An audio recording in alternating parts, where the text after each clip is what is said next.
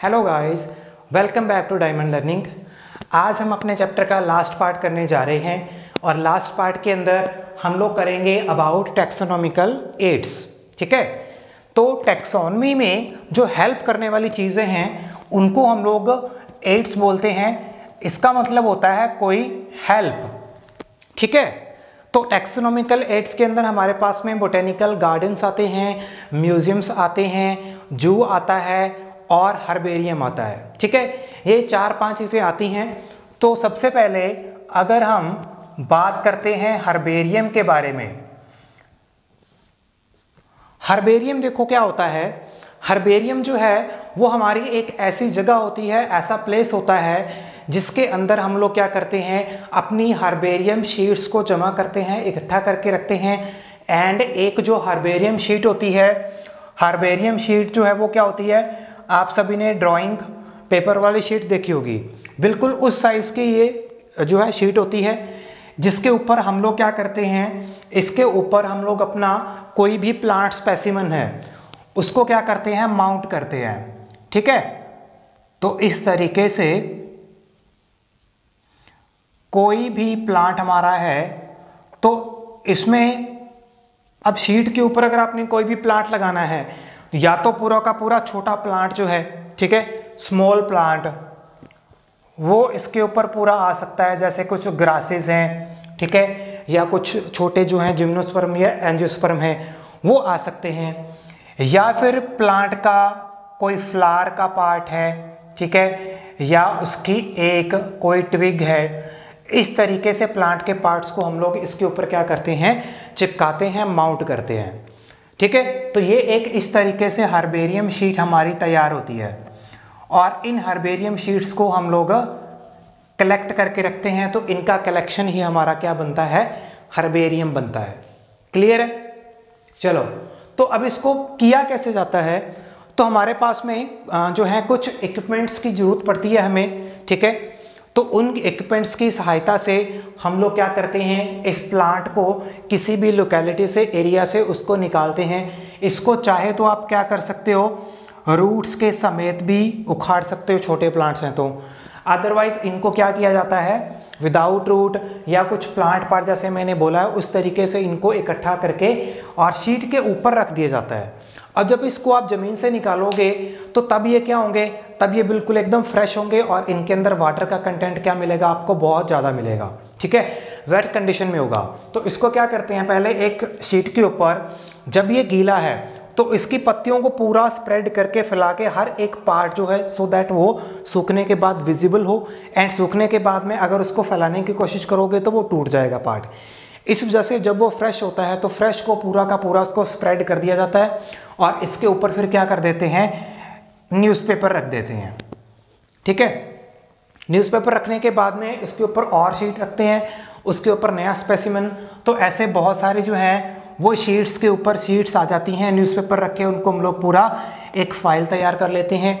फिर इनको क्या करते हैं, फिर इनको एक हर्बेरियम बॉक्स जो होता है, उस हर्बेरियम बॉक्स के अंदर क्या करते हैं, शीटों को रख देते हैं और फिर उसका ढक्कन जो है वो क्या कर देते हैं, बंद कर देते हैं।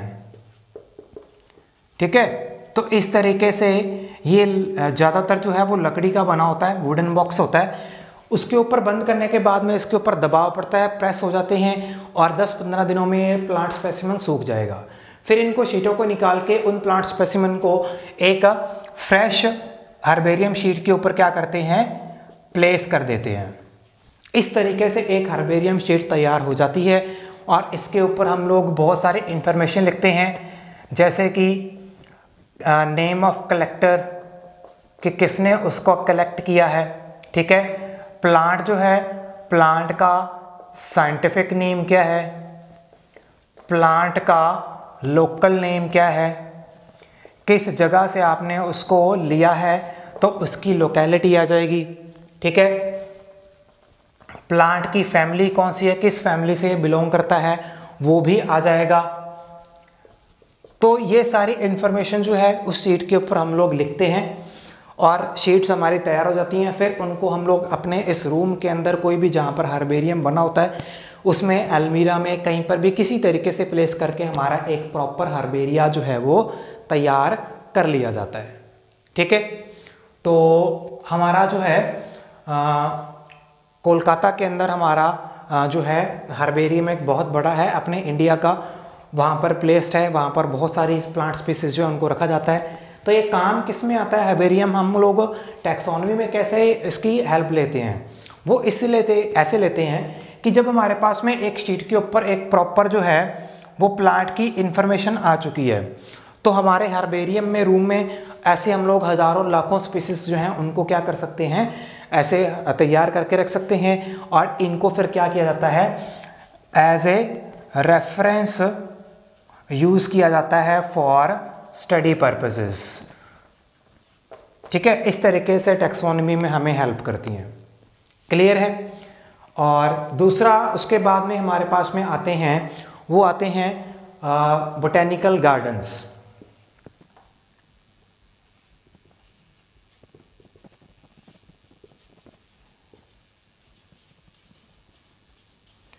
बोटेनिकल गार्डन्स, अब बॉटनी वर्ड आपको पता है सिर्फ प्लांट्स से रिलेटेड है, तो इसमें भी हम लोग सिर्फ और सिर्फ प्लांट्स की बात करेंगे। तो बोटेनिकल गार्डन्स क्या होते हैं? बोटेनिकल गार्डन्स हमारे ऐसी जगह होते हैं जहाँ पर हम लोग क्या करते हैं, बहुत सारे अलग अलग तरीके के प्लांट स्पेसिमेंस को ग्रो करते हैं और उनकी कंजर्वेशन की जाती है, और उनको जो है साइंटिफिक स्टडी के लिए, स्टडी पर्पसेस के लिए, रिसर्च के लिए यूज़ किया जाता है। ठीक है, अब इसमें जो हर्बेरियम और बोटेनिकल गार्डन में क्या डिफरेंस होगा? हर्बेरियम के अंदर हम लोग क्या करते हैं, इसके अंदर हम लोग ड्राइड प्लांट स्पेसिमेंस का यूज़ करते हैं। ठीक है, किनको रखा जाता है हर्बेरियम के अंदर? ड्राइड प्लांट स्पेसिमेंस को। लेकिन बोटेनिकल गार्डन्स में हम लोग क्या करते हैं, इसमें हम लोग जिंदा प्लांट्स को, लाइव प्लांट स्पेसिमेंस को उगाते हैं। ये डिफरेंस है इन दोनों के अंदर।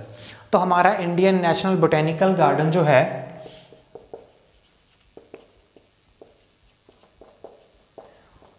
इंडियन बोटेनिकल गार्डन, वो हमारा हावड़ा कोलकाता के अंदर प्रेजेंट है। इसके ऊपर आपको क्वेश्चन आता है।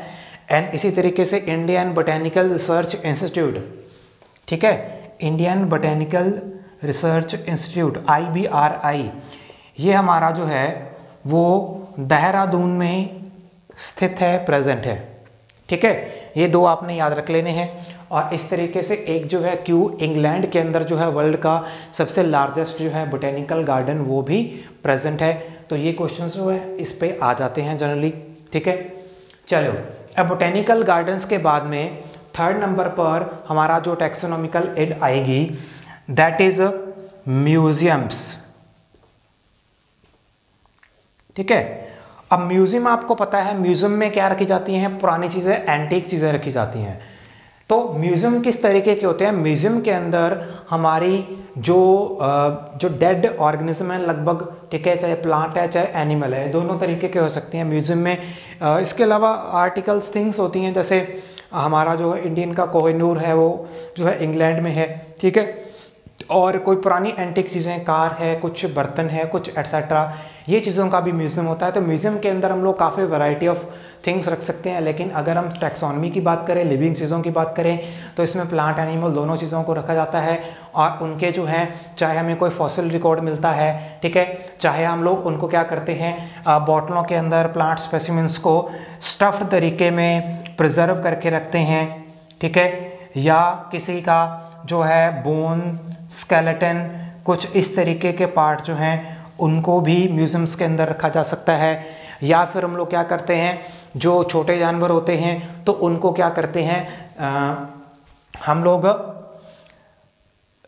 स्टफ्ड फॉर्म के अंदर भी प्रिजर्व करके रखते हैं। वैक्स कंडीशन में कईयों को प्रिजर्व कर रख सकते हैं। तो बहुत सारे तरीके होते हैं म्यूजियम्स के अंदर इन चीज़ों को प्रिजर्व करने के।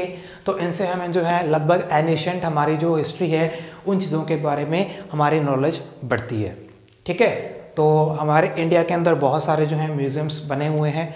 तो you can check out the list, और जहाँ पे अगर आपके आसपास में हो तो ऐसा कोई बोटेनिकल गार्डन या म्यूजियम आप ज़रूर विजिट करना है।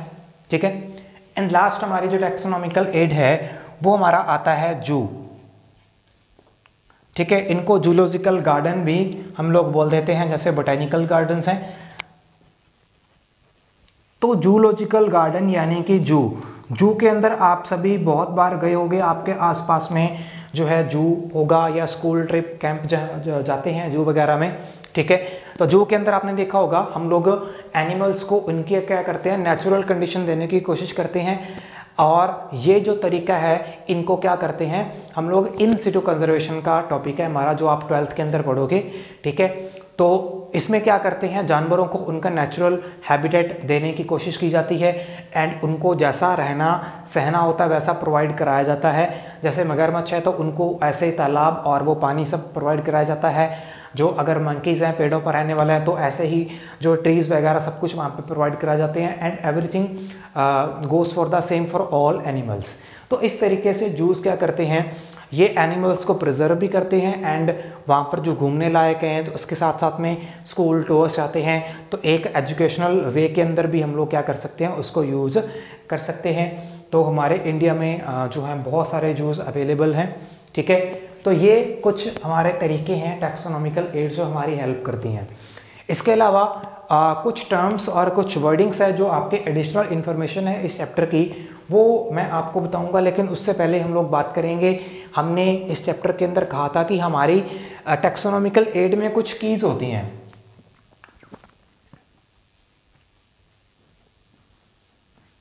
तो एक्चुअल में ये कीज क्या होती हैं और ये किस तरीके से टैक्सोनॉमी में हेल्प करती हैं।